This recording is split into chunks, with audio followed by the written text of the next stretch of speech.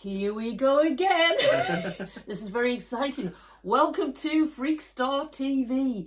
And we've been here before because we have Thom from Thom and Stuff, who is our chief animator.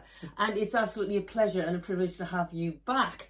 Now, just to recap, guys, in case you've forgotten about the first video, which please feel free to look at on YouTube, where we had a little chat on the couch, didn't we, Thom? We did, yeah. About our latest release, which is coming up very soon on Spotify, our song Bulletproof.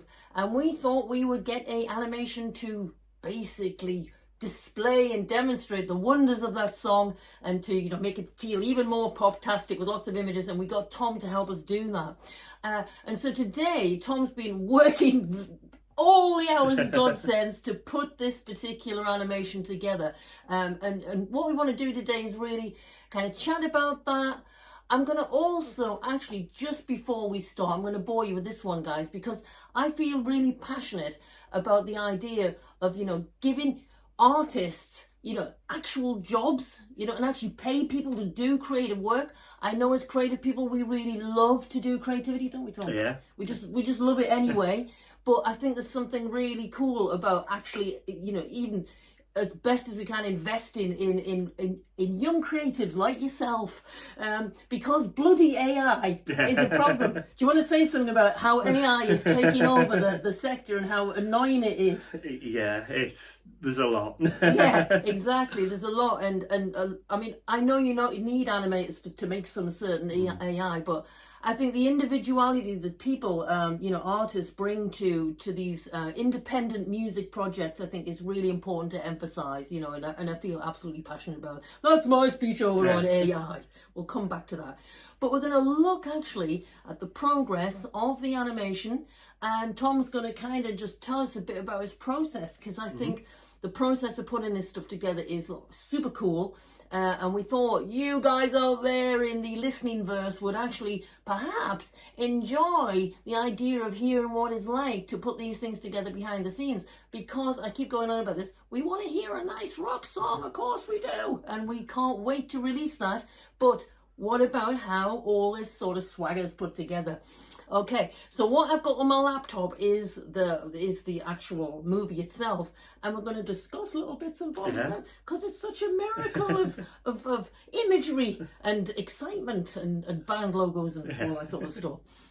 So what we're going to do is, and we're going to go through this beautiful animation, and we're going to kind of look at bits, because there's a really funny bit on here, isn't there, where basically Hutch and Wilson, that's us two, our heads are kind of moving around on the screen. And I know you came round our house and, you know, I was ready for my close-up, Mr. DeMille. You took shots of us, didn't you? Yeah. So how did you get them into the screen? How did that work? Yeah, so I think, like, part of, like, the style of it as well was I didn't have to do, like, a perfect green screen of it. So it's just kind of like masking out everything behind yous. So I shot yous all on, like, a white background, so it was easy enough to do, but did have to be a green screen, because part of the charm was the fact that it's not fully neat. No, I love it, with me and him with our sunglasses on doing stuff.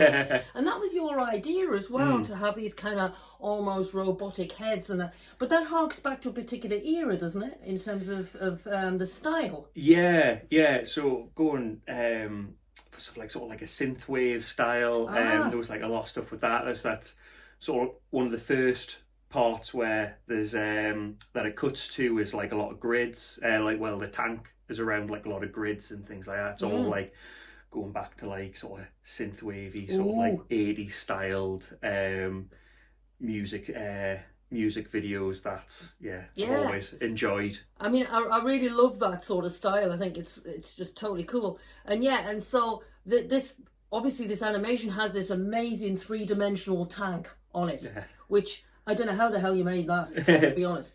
I mean, there's probably many ways to make a tank, right? I mean, I'd probably just make it out of a couple of shoe boxes, do you know what I mean, and hope for the best. But this is proper 3D animation. Wait till you see this. Honestly, we're going to show you some clips in the video. But obviously to make something like that from scratch and not just buy a plastic tank from a shop and kind of sort of film it, you know, we wanted something a bit more sophisticated and all that sort of stuff. And and you were going to say something about the tank, because there's this thing called modelling the tank and what the program is and stuff like that. Yeah, so I've done it all in Blender, which is nice 3D software that's open source and free to use. Ooh, free things in this world. Yeah, so I decided, because like you said, could make one sort of like, you know, a toy, film it, or like you can buy 3D like models of it online. But I thought, oh, you know, like let's do it properly. Get your money's worth of it. And so modeled it in Blender. So it's based on. So I got like the blueprints. Put that into the computer for it's a Churchill tank. Oh, for all you army buffs out there, you know, who like all this sort of stuff, army transport. So is that a British tank? Do you know much about it? I don't know. I'm not a tank expert. Not. I just remember like it was a really good blueprint. Cool. Yeah, but it's not. I think like Tim was able to like figure it out like straight away. Yeah. As well, when I first shown you like the when it was still like early days of it. It's not fully. Had like some tweaks to it, so it's like a sort of it's a full Freekstar tank. Oh yeah, I mean we want full on individual Freekstar. We don't just want off the shelf. Yeah, so it's completely your own. So there's like bits I've sort of tweaked around and changed, but it was all like modelling around the Churchill tank. So had that set up in the 3D thing, so it's had that at all angles so I could get the shape and that right, and then that's. And did you have to make all the parts separately and then kind of put them all together? I mean, how did it kind of work? So the full tank, there's like three main parts to it. Is the like the tank treads, there's the middle of it, like the that's the hull. That's what I labelled it in it at least. And then there's the top tank cannon part, and then there's like little bits on each one, but those are the three main parts. Right. All together, and then that was easy to change round. And then you have to bind them together. And I imagine there's quite a few hours goes into tank modelling, right? I mean, it's quite a skill, that. I think that was the longest part to do was the tank. I love doing it. I love doing it. Burning the midnight oil and all that sort of stuff. But I mean, we talked to this guy once who he worked on a team in Hollywood, and he was making the Godzilla film or something, and his total job was just to work on the eye. Yeah. Of the dinosaur. Can you believe that? You know, so I mean, all this 3D stuff's totally cool and amazing. Yeah, it's I'm trying to remember the name of what I used in the end for like the render as well, because he's got it all going on here. Absolutely. I used a render farm. I can't remember the name of the one I used in the end, but I ended up like usually I've just rendered it all off my own computers and that, but I put a lot onto the tank where it made it a bit easier. So on my own computer, it was just send it all out. So cool. Yeah, it made it quicker. Good. As well, which was good. Trying to speed it up a bit. That's good. I mean, I'll tell you, just to point out, guys, right? We've used a tank here because our song's called Bulletproof, but we are a peace-loving band, right? You know, we don't have tank fetishes, but we really like the idea of this tank to be covered in beautiful flowers, as you can see in the animation. And I mean, and I'm assuming, Thom, that you didn't just have to make every single flower, because there's thousands of flowers on here. Yeah. Every single flower separately. Surely not. So I don't know whether you want to explain to the guys out there in the world how these flowers ended up on our beautiful peace tank. Yeah. So from the top of my head, I think there's like 7 different plants. Oh God, we've got it's like the botanical gardens in London.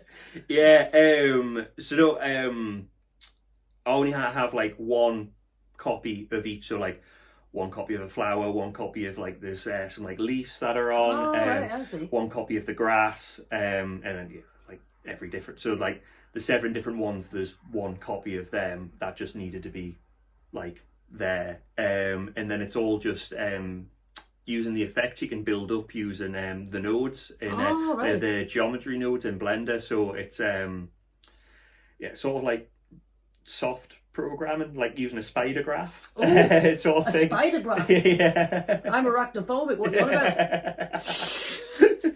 Yeah. I bet for all you animators and tech people out there, you know what that is. I don't know what that is, but it sounds good. Yeah.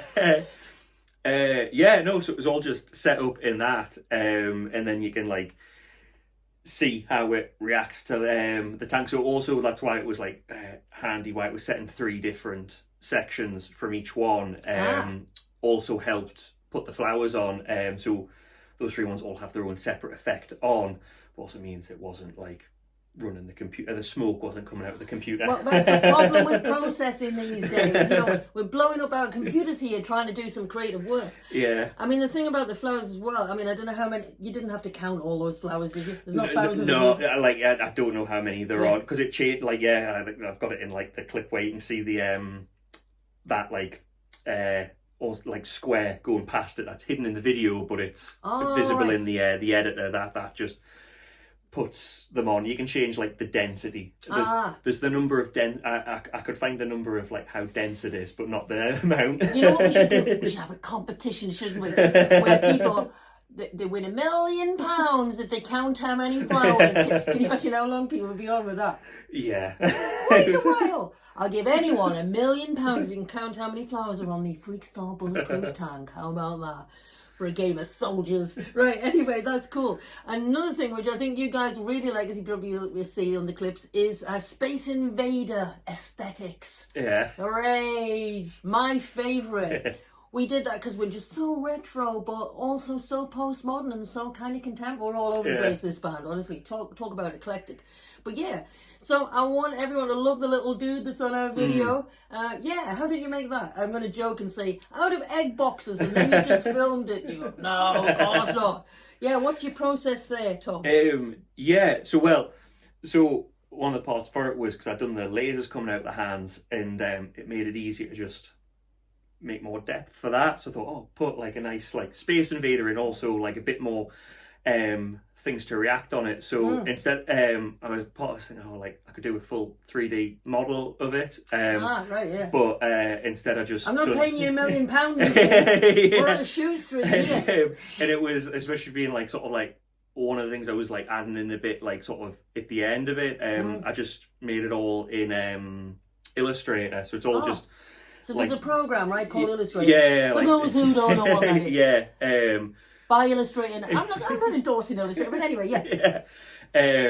Other software available. Yes, quite. Probably. Don't know which ones. But yeah, like vector-based like stuff. So it's like you draw, but it's all like, you can make it nice lines and stuff. Right, cool. So yeah, I wanted it to look blocky. So yeah, I had just on like another screen, like Google Images, it was just like all different like 8-bit villains and stuff. We want 8-bit villains. 8-carat villains. That's what we want, isn't it? Yeah. So it's based on like the like Space Invader sort of thing, but then there's always like, I was looking through, there's always like tentacles and stuff that are on them and like funny eyes. I'm loving it, yeah, because you see, we are punk rock, right? None of this CGI for us, right? We don't want all that proper kind of 3D kind of running over rooftops, kind of all that sort of scene. We just want proper, down to earth, simplistic, but really cool dudes in our video. Yeah. What do you reckon? Yeah. And am I selling this or what?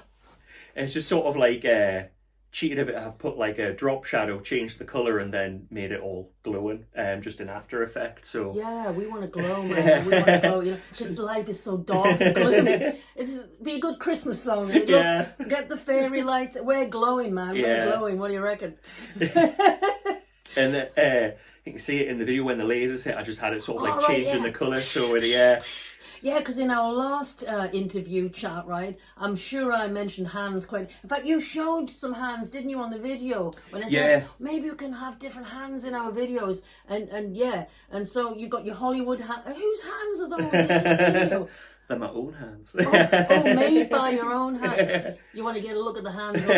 They're brilliant. You know? Those hands could do all sorts. God, no. But these hands were two nice little cute laser guns. So how did you do that? Did you have to build those in the program as well? Or? So it's me on my dining room table. What? With two marigolds. No. I've got a bright orange hoodie. I thought, oh, you're so gangster. Yeah, I was like, I was looking for it, and then I don't know where I've put it. I did have like a big scarf that I had from a costume that I've used in the past as a green screen because it's just big and green. Yeah. Couldn't find it, and I thought I just need something that I can cut out the colour. So I thought I'll orange screen it. Yeah. What the hell? So you can orange screen stuff, basically. Yeah. It sort of like it worked. And for those who don't know what all that is, look at Google. Oh, green screen, right? It's when basically you can put all sorts of different projections in the background. But you got anyway. Let's not get into the boring technical stuff. Well, they use blue screen for like a lot of films. So I thought, like. Orange. Maybe orange will work. It's bright and garish. It worked. So can't complain with the results. Yes. So it's my hand over that. Doing this. Yeah, with like glove, and I've got like a jumper on, like sleeves, so it looks all like black. And then just my phone camera. Right. Filming myself. The power of the mobile phone, that's what it is, honestly. Anyway, I'm not going to do an iPhone kind of plug here. No, listen, some brilliant outcomes there, Thom. Absolutely awesome. And, I can't wait for this video to come out, this animation to come out in its full glory. And I'm hoping we've whet people's appetite with this one. We're only going to show you little clips and bits and bombs and all that. Little tasters.